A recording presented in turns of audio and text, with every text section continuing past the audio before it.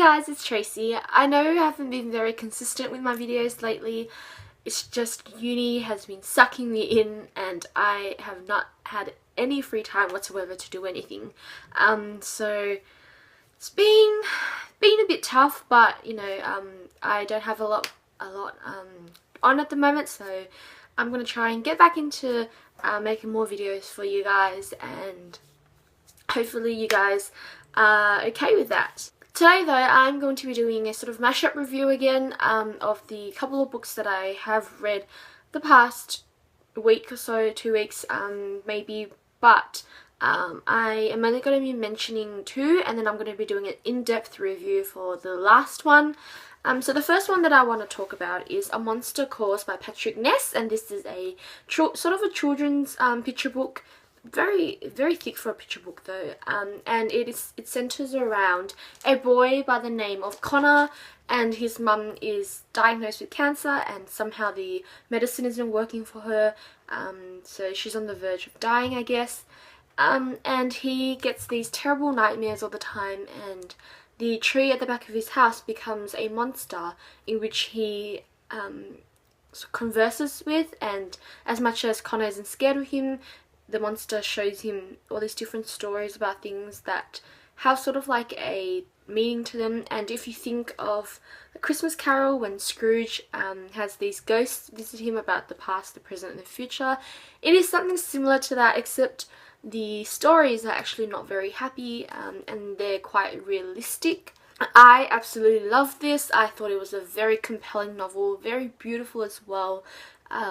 In terms of the meaning behind it, it's not very fluffy, even though it's a children's book. It has really dark underlying messages to it, and you sort of see the aspect of sickness that you don't really read about sometimes. Most of the time, like when you read about a cancer book, sometimes you always get the side where it's like the cancer patient and how they have to cope with it, but this is more how the family member has to cope with it, and how each person deals with what they have to face when their loved one is on the verge of dying. I felt that the illustrations were beautiful. They were absolutely, it wasn't even beautiful in the fact that it was artistic, it was beautiful in the fact that it had really raw emotions coming out, like this one. So that is The Monster, and I thought they just, like the drawing by, these drawings are by, oh, it doesn't even say. So the illustrations are by Jim Kay, and I just think that he's done a fantastic job out of it. It does seem a little dull, a little dreary, but there's a silver lining at the end, and I couldn't recommend it more. I gave it a 5 out of 5 because it was that great. It's such an easy read. I flew through it in probably like 15 to 20 minutes, so I loved it. I loved every bit of it.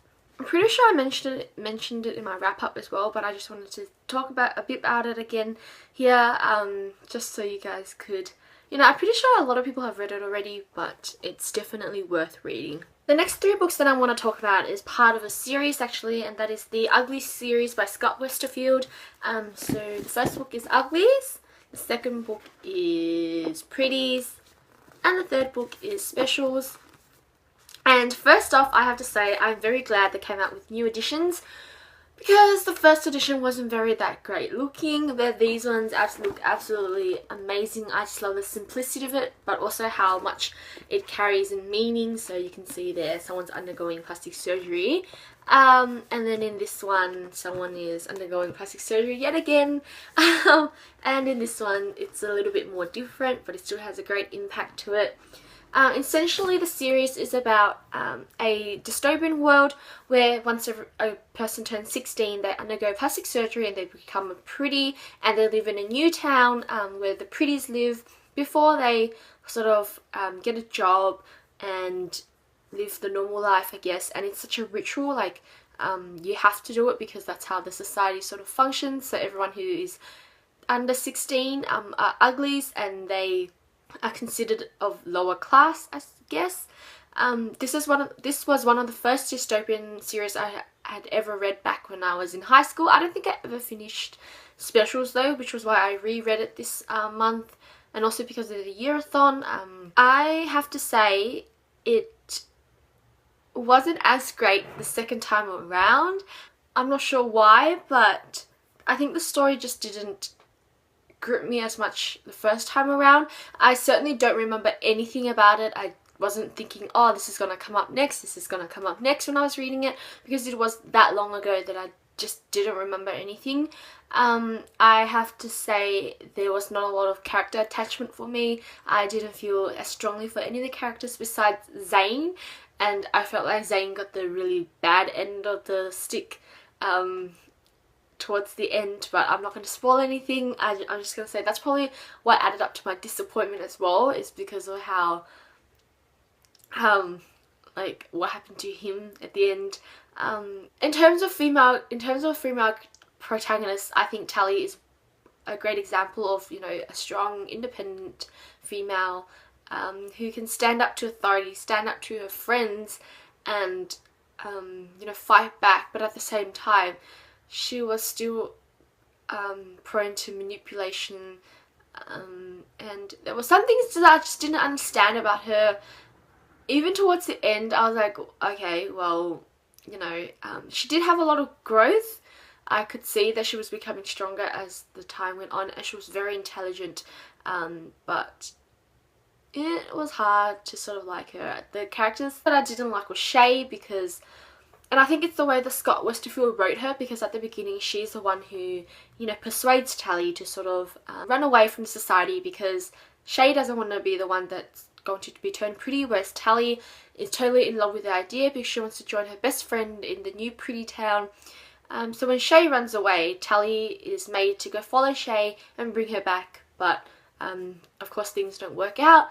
But then Shay has this full 360 like personality, and then from then on, from book 1 to book 3, she was totally, like, I felt like she was having she had like a bipolar disorder or something, because she was totally nuts. And I don't understand why Tally put up with her. I guess maybe part of being friends is what that is, but she was just a whack job, and I was like, okay, you know, don't really need you around. The first book is always the best book because it sets out the plot really well, the introduction really well, and it sort of explained the world for me, and I realised, you know, our society, as much as we put an emphasis on being beautiful, we still have a lot to do in terms of setting the beauty, like how people seem to set a beauty standard, but what gives them the right to set it. And I think this is a great example of just the consequences of that, you know, how the government sort of controls how we look, much like how the media controls how we look as well. So it gives you, and I think that's what makes, like, I think that's why the series works so well, is because of the premise of it, the interesting plot development, the uniqueness of it. I don't think a lot of people have written about sort of this topic. It gives a lot to think about, because I feel like in society, girls, like generally girls, seem to think that they have to live up to this standard that is set about being beautiful, but, you know, who sets that standard and who has the right to set that standard? Why should we follow it? Why can't everybody be beautiful in their own sort of right? So I think that's why I like this series. But when I was reading it, I didn't feel like I had much of an, like, I was reading it really in a really detached manner most of the time, and I don't know why. Maybe it's just because I've just been really tired and I just haven't been in a reading mood. But like, it's so conflicting because of how much I enjoyed it back then, but now I'm like, whoa, what now? And maybe it's due to the way that he's written it, because it is a middle grade book, so it's sort of got more juvenile writing to it, and because I'm so used to reading young adult to adult, the language isn't very, like, the language just sort of put me into a different level of reading that I haven't been used to, and it's sort of boring me at the same time. In the last book there is a lot of action, and I think I enjoyed that. Certainly picked up a bit, but the ending sort of blew it for me. I didn't like the ending at all. I can understand where the ending is heading, but it's like, well, is that it? Is that what there is? So I don't know, it's a bit hard to It's a bit hard to sort of, you know, wrap my thoughts around this, but I will be coming up with a review, like a written review, that will talk about this more thoroughly. It'll be on my blog sometime soon. I don't have an overall rating for the entire series yet. I know I gave Uglies a 4 out of 5, Pretties 3.5, and I still haven't determined whether I want to give Specials 3.5 or 4 yet. But you guys just have to wait and see, I guess.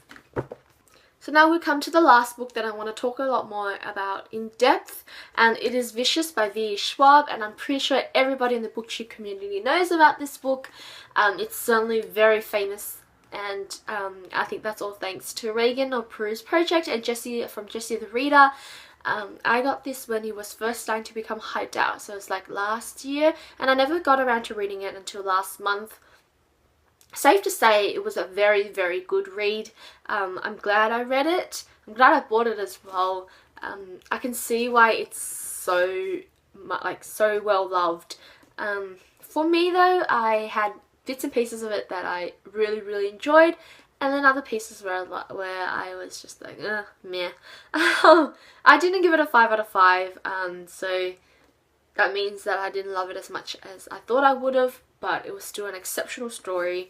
So basically it revolves around two best friends, Eli and Victor, and they go to uni together. They are quite similar in personality and intelligence, but because of that they sort of compete with each other subconsciously, I guess, you know, to become first and everything, and they sort of stumble across this discovery into how to make how to make yourself superhuman, have superpowers, and the experiment succeeds in some way, but something goes wrong along the way, and Victor ends up in jail, and then a couple of years, or like I think maybe quite a long time after that, he escapes with one of his cellmates, and they go and hunt down Eli to take revenge, I guess, but also stop Eli from doing whatever he's doing at the moment.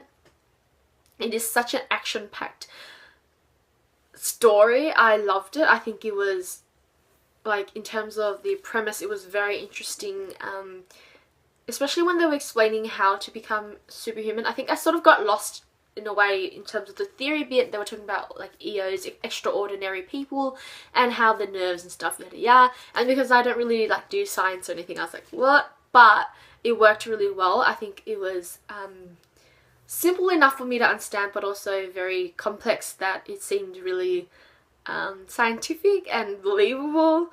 Because there is an involvement of superpowers, it does call for a lot more I guess supernatural elements in there, but overall I think the story was just about the two best friends and their journey together and how much they grew, I guess, and you know, how much one thing can affect another, sort of thing. I loved Victor. I think I rooted for him right from the get-go. Even though he had a lot of flaws, he wasn't a perfect person, whereas Eli seemed to be a perfect person. But I think Eli was the more interesting character because he had a lot more dynamics to himself. His beliefs and like views of the world was really interesting to read about. Certainly something I don't agree on, but it really fit with his personality and why he committed the things that he did, and that commitment was really strong, and it made his beliefs a lot more believable. Victor, on the other hand, had one purpose, I guess, but it turned out to work really well in him protecting all the people around him. He is very human, a lot more relatable than Eli. I could see where he was coming from, especially in his relation, especially when he was friends with Eli back then. There was this sort of like that competitiveness between them, and I could see why that occurred because, you know, it's never great to be second best, sort of thing. It just really reminds me of the Skullduggery Pleasant series in terms of how Skullduggery and his sidekick, I forgot what the girl's name is, go out and sort of like hunt down criminals and stuff, and in here Victor has like his cellmate and also another sidekick named Sydney. Yeah, so it just gave up this really mysterious vibe. Definitely something that's sort of like heroes versus villains thing, except with Vicious. What works really well is that the story is about an anti-hero, so you have Victor, who is out there to try and stop this thing, but his actions prior to that make him seem like the villain, you know, breaking out of prison and stuff. Whereas Eli, what he does makes him seem like a hero, but the underlying beliefs of it serves as sort of a villain character, so you don't really know who's right and who's wrong. But I love that he was an anti-hero because it doesn't make him seem so far-fetched, I guess. I mean, he's like I said, he's very relatable, very human. So, you know, you don't feel so detached when reading it.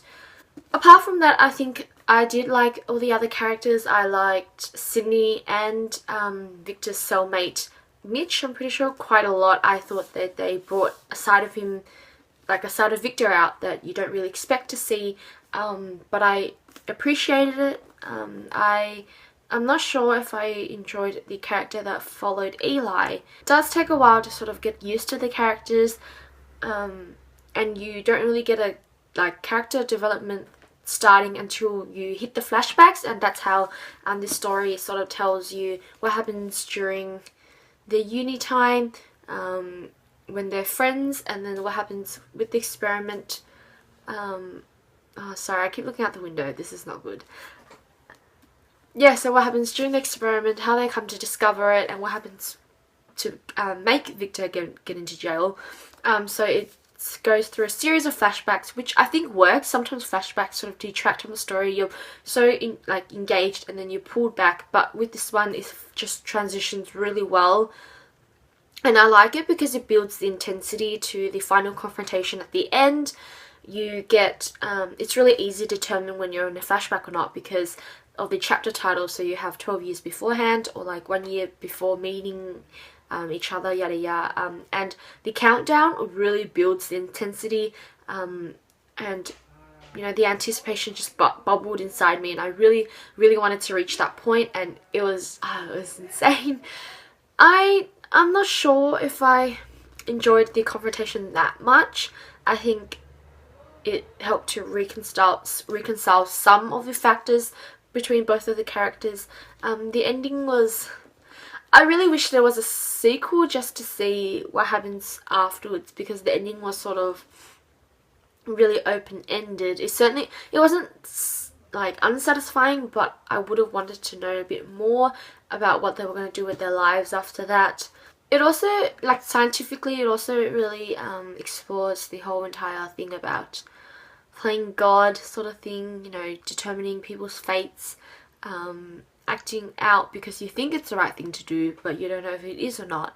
And that's a really important factor, I think, in life, because sometimes people think that they control other people's actions because they think it's for the better, when really it's not that easy. A lot of people just need to live the way that they are, and you can't really stop that. So, like, what I got out of this was quite a lot. It is very, a really thought-provoking and in-depth sort of novel. The writing is simply superb. Like, it's so easy to just fall in love with the writing, fall in love with the characters. The plot was solid all the way through. It was very fast-paced, so I wasn't feeling bored.